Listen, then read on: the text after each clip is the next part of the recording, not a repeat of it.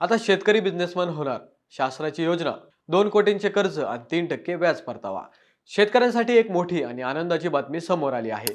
आता फक्त शेतीच नाही तर स्वतःचा कृषी व्यवसाय सुरू करण्यासाठीही सरकार मोठी आर्थिक मदत देत आहे.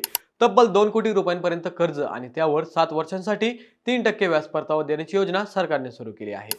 मंडळी, महाराष्ट्र शासनाच्या कृषी विभागामार्फत कृषी पायाभूत सुविधा निधी योजना राबवण्यात येत आहे. या योजनेअंतर्गत शेतकरी, शेतकरी गट, कृषी उद्योजक, सहकारी संस्था, कृषी पतसंस्था, स्वयंसहायता गट आणि स्टार्टअप्सनाही लाभ मिळू शकतो. सर्वात महत्त्वाची बाब म्हणजे 2 कोटी रुपयांपर्यंतचे कर्ज तारणाशिवाय मिळू शकते. या कर्जावर शासनाकडून 7 वर्षांपर्यंत 3% व्याज परतावा दिला जातो.